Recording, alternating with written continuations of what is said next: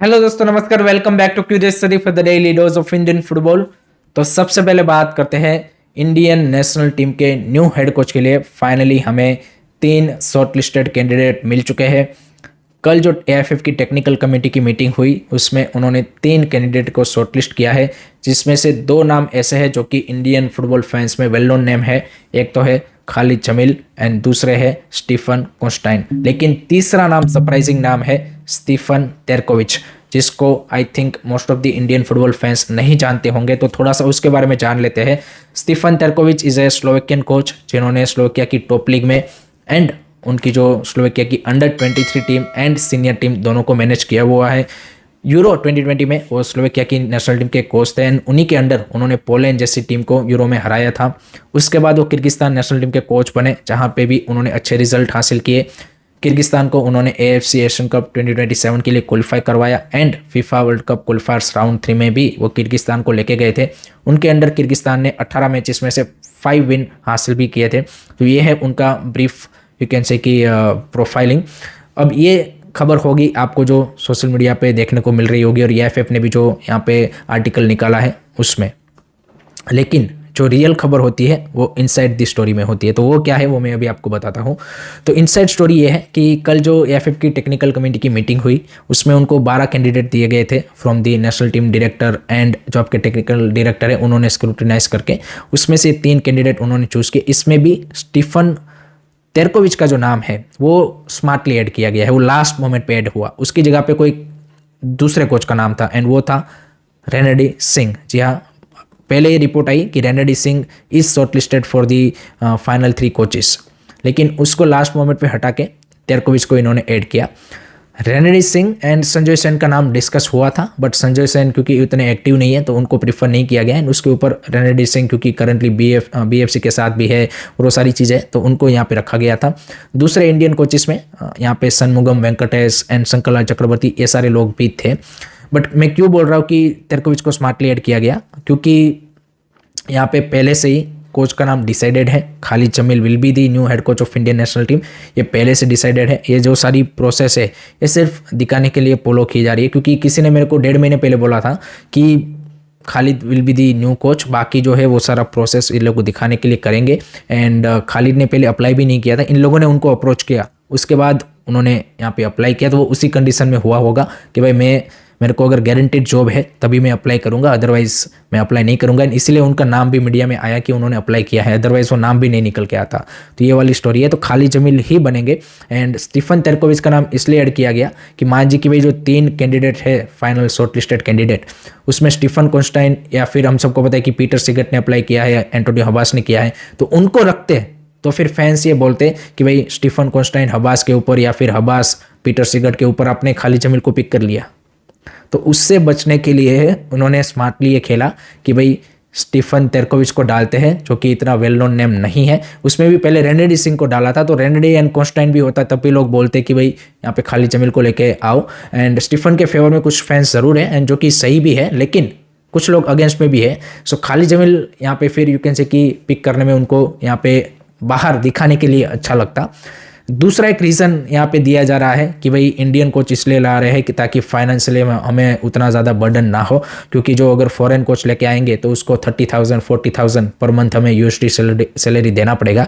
तो एक बात मेरे को समझ में नहीं आई, फिर आपने ये जो 3 शॉर्टलिस्टेड कैंडिडेट रखे हैं उसमें 2 फॉरेनर क्यों रखे? अगर आपके बजट के कंस्ट्रेंट है तो आप जो फाइनल लिस्टिंग करते हो, फाइनल शॉर्टलिस्ट कैंडिडेट बनाते हो, उसमें आप ऐसे ही कोचेस रखोगे जो आपके बजट में होंगे। ये यहाँ पे क्या बोलते हैं कि सिंपल लॉजिक वाली बात है कि भाई कोई भी फॉरेन कोच जो कि थोड़ा सा भी जिनको इंटरनेशनल एक्सपीरियंस होगा उनकी मिनिमम सैलरी होगी यहाँ पे $20,000 मिनिमम में बोल रहा हूँ, मिनिमम इतनी होगी ही होगी।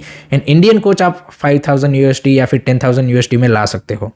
तो भाई फिर आप शॉर्ट लिस्ट में यहाँ पे स्टीफन कोस्टाइन एंड ये जो स्टीफन तेरकोविच है उनको क्यों रख रहे हो? वहाँ पे रख दो ना भाई खालिद जमील, रेनेडी सिंह एंड शंकर चक्रवर्ती, या फिर खालिद जमील, रेनेडी सिंह एंड संजय सेन।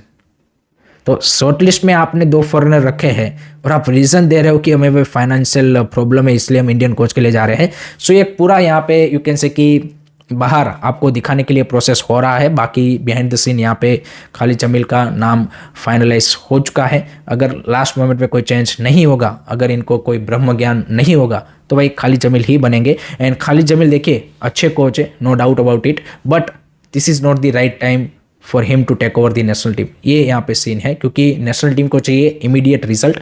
एंड ये इन्होंने जो 3 कोच फाइनलाइज किए हैं उसमें से Stephen can do job for you. And Stephen Tarkovic की भी प्रोफाइल अच्छी है, बट वो भी आएंगे तो टाइम लगेगा। खालिद जमील या फिर तेरकोविच, दोनों को आके सेटल डाउन होने में टाइम लगेगा, जो कि हमारे पास नहीं है। So at the moment Stephen Constantine would be a better choice, wise decision, but as we all know कि this AFF regime is not known for the making a right decision. So again they will make this blunder, and unfortunately we have to cost our and we have to give up AFC Asian Cup. So that is the whole story about the coach. Let me know guys, आपके क्या thoughts है, comment section में ज़रूर बताइए। Second, अब बात करते हैं भाई कल से स्टार्ट हुए दुरांत कप 2025 के बारे में। फाइनली भाई इंडियन फुटबॉल का 25-26 सीजन ऑफिशियल किक ऑफ हो चुका है। पहला ही मैच था East Bengal versus South United FC, जहां पे ईस्ट बंगाल ने 5 स्टार परफॉर्मेंस देते हुए 5-0 की थ्रेसिंग दी है साउथ यूनाइटेड FC, जो कि भाई 4th 5th डिवीजन का क्लब था, तो एक्सपेक्टेड भी था कि भाई East Bengal will be the superior team. But overall पहले मैच में यहाँ पे इंप्रेसिव परफॉर्मेंस देखी ईस्ट बंगाल की ओर से। एंड लालचुंगनू का वो पहला गोल हो, या फिर दिवांता कोस का गोल, या फिर बिपिन सिंह ने भाई डेब्यू में गोल मार दिया, that's a good to see. Mahesh का जो लास्ट में गोल आया, that was incredible goal. And they could have score 7, 8, 9, 10 goal also in this match, जिस तरह से उन्होंने चांसेस क्रिएट किए। So great start for East Bengal in the first match of the Durand cup. Couple of foreigners उनके यहाँ पे खेले थे, Saul Crespo, Diamantakos and Mohammed Rashid, जो न्यू साइनिंग है वो अच्छे दिखे।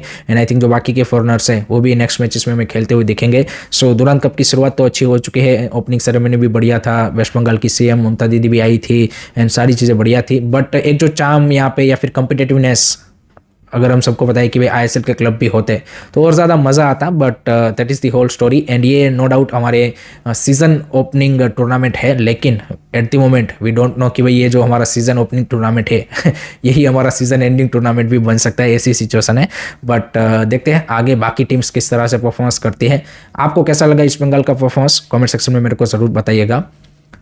थर्ड बात करनी है इंडिया अंडर 23 टीम के बारे में। तो एज वी ऑल नो कि हमारे जो AFC अंडर 23 क्वालिफायर्स है उसमें हमारे ओपोनेंट है बहरीन। एंड बहरीन की अंडर 23 टीम ने भाई इस मंथ 3 मैचेस खेले हैं as a part of preparation for the qualifiers, जिसमें वो यहाँ पे सीरिया, ओमान एंड किर्गिस्तान के सामने खेले हैं, जिसमें से 2 मैचेस वो हारे हैं, 1 मैच उन्होंने ड्रॉ किया है। सो दैट शोज कि भाई बहरीन इज़ अ टीम जिसको हम बीट कर सकते हैं।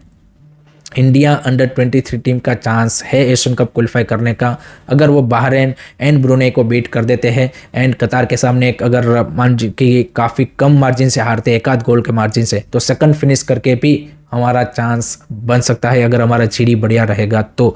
एंड खबर ये भी है कि बांग्लादेश की जो अंडर 23 टीम है वो नेक्स्ट मंथ 18 अगस्त के अराउंड वो भी बहरीन जा रहे हैं for the camp, and Bahrain के सामने 2 मैचेस खेलेंगे। सो बांग्लादेश की टीम के ऑलरेडी अंडर 23 टीम के मैचेस अगस्त के लिए डिसाइड हो चुके हैं। लेट होप सो AFF जल्द से जल्द हमारी जो अंडर 23 टीम है उसके मैचेस डिसाइड करें, क्योंकि आपके जो अंडर 23 के कोच है नौशाद मूसा, वो तो अभी नॉर्थ ईस्ट की टीम के साथ है, because they are participating in Durand cup. So I don't know कि भाई ये लोग अगस्त 15 अगस्त के बाद कैंप लगाएंगे, कब मैचेस अरेंज करेंगे। बट अंडर 23 टीम को अगर एक राइट प्रिपरेशन के साथ भेजा जाएगा, then definitely they have a chance to qualify for the Asian Cup in the under 23 category. बाकी let's see, what do you think? Do let me know in the comment section. Next उसके बाद बात करनी है sport bill के बारे में, जो कि कल पार्लियामेंट में रखा गया है। पास अभी तक नहीं हुआ है क्योंकि पार्लियामेंट चल ही नहीं रही है, यहाँ पे बार बार एडजर्न हो रही है। सो थोड़ा सा हमें वेट करना पड़ेगा। पहले लोकसभा में अभी रखा गया है, वहाँ से पास होगा, देन राज्यसभा, एंड देन यहाँ पे जो हमारी प्रेसिडेंट है वो उनको फाइनल साइन के साथ यहाँ पे लॉ बनाएगी। तो आई थिंक नेक्स्ट 2-3 वीक्स में आपको ये यहाँ पे बिल पास होता हुआ देखने को मिल जाएगा। एंड देन उसके बाद हम एक्सपेक्ट कर सकते हैं कि जो सुप्रीम कोर्ट का डिसीजन है वो अगस्त में आएगा, एंड देन जो सारी चीज़ें हैं वो मूव फॉरवर्ड होगी। नेक्स्ट उसके बाद यहाँ पे भाई जो AFF की लीग कमेटी के यहाँ पे हेड है एंड जो एक्सको के मेंबर है टेटे हमार, जो कि मिजोरम FM है, जिन्होंने बढ़िया काम किया है, and one of the few people in Indian football in terms of the state level कि जिन्होंने भाई यहाँ पे अच्छा काम कर रहे हैं। उन्होंने एएफएफ के जो प्रेसिडेंट है कल्याण चौबे, उनको एक लेटर लिखा है रिगार्डिंग रिसेंटली जो इंटरकाशी का कास में केस हुआ उसके रिलेटेड, क्योंकि उसमें जो सारा मैटर था वो मारियो बार्को का रजिस्ट्रेशन। एंड तेते हमार ने ये बोला है कि भाई एएफएफ ने जो कास में स्टेटमेंट दिया उसमें उन्होंने बोला कि भाई लीग कमेटी के पास वो पावर ही नहीं था कि वो प्लेयर को रजिस्ट्रेशन कर पाते।